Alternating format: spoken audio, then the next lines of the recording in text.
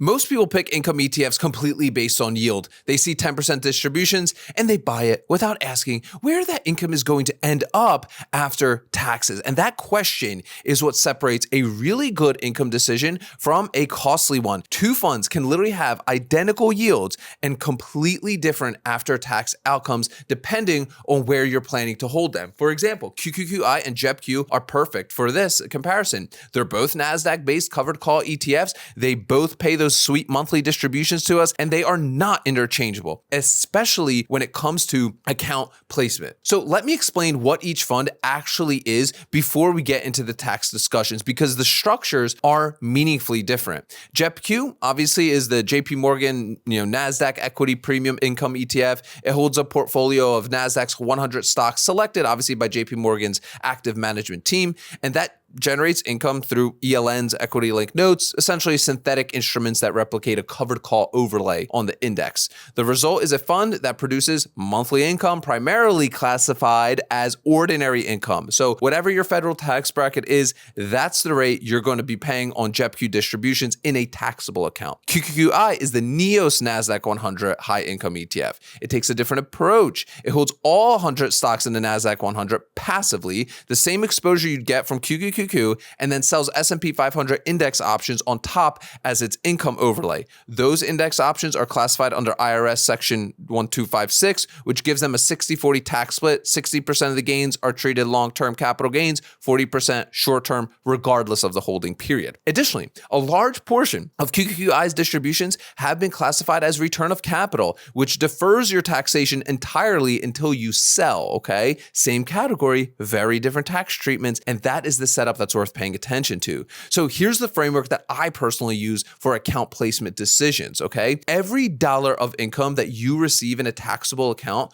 it's going to cost you something in the year that you receive it. The exact cost depends on how that income is going to be classified. Qualified dividends, ordinary income, long-term capital gains, or return of capital each carry a different rate. In a Roth IRA, none of it matters. It's awesome. Every dollar compounds tax-free regardless of how it's classified. And qualified withdrawals, obviously in retirement, are tax-free entirely. That asymmetry changes the calculus on where we should be putting each fund. The general principle is this: income with unfavorable tax treatment belongs in tax-advantaged accounts where the classification is irrelevant. Income with favorable tax treatments can be held in taxable accounts where the preferential rate still works in your favor. The goal is to match the fund's tax profile to the account type that neutralizes its weaknesses or amplifies its strengths. Applied to QQQI and JEPQ, the answer falls, out of the structure we just described, but with a few nuances that I believe are worth understanding before you make those placement decisions for yourself. So let's talk about JEPQ and a Roth IRA. JEPQ's distributions, obviously primarily ordinary income. In a taxable account at 24% federal bracket, you're giving up nearly a quarter of every distribution to taxes in the year that you receive it. That drag compounds over time. A fund yielding 10% effectively yields closer to 7.5% after tax in that bracket, and that's before paying any state taxes. Inside a Roth IRA, that ordinary income classification becomes irrelevant. Every distribution reinvests without a tax event. The full 10% yield compounds within the account. You're not paying the ordinary income penalty because there is no ordinary income tax inside of a Roth IRA. JEPQ in a Roth also makes sense from a growth perspective. The fund's equity exposure is the NASDAQ 100, a higher volatility, higher growth segment of the entire stock market. The options overlay generates income, and the underlying equity can appreciate over long holding periods.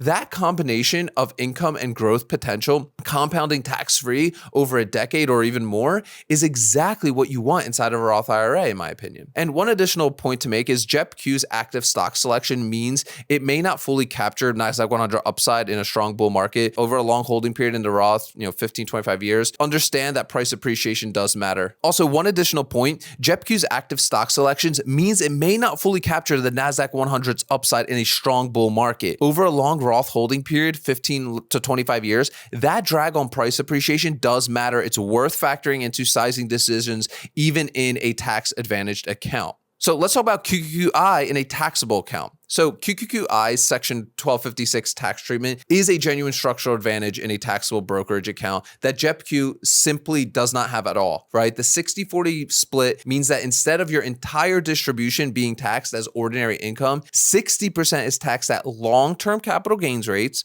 right? For most investors in the 24% federal bracket, long-term capital gains are taxed at 15%. That 9-point rate differential on a 60% of your income is very meaningful, especially as your position size continues to grow.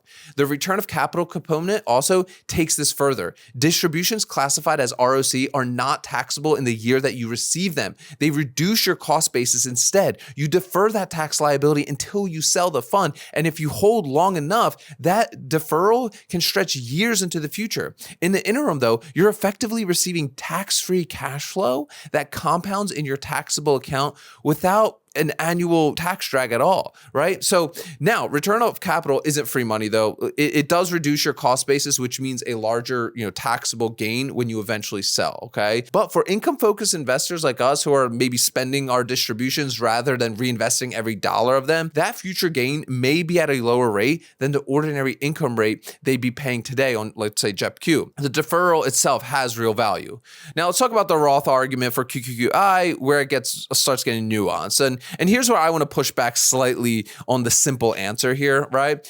QQQI's tax efficiency does matter in a taxable account. In a Roth, that efficiency is irrelevant, and what's left is the underlying investment profile. QQQI holds all 100 NASDAQ stocks passively, which means full exposure to the concentration risk in the mega cap tech. It also has a higher yield than JEPQ, which means more income to compound tax-free in the Roth. If your Roth IRA is large and you want maximum income, compounding, QQQI's higher yield is an argument for including it in a Roth, even though its tax advantages are, neutralized there.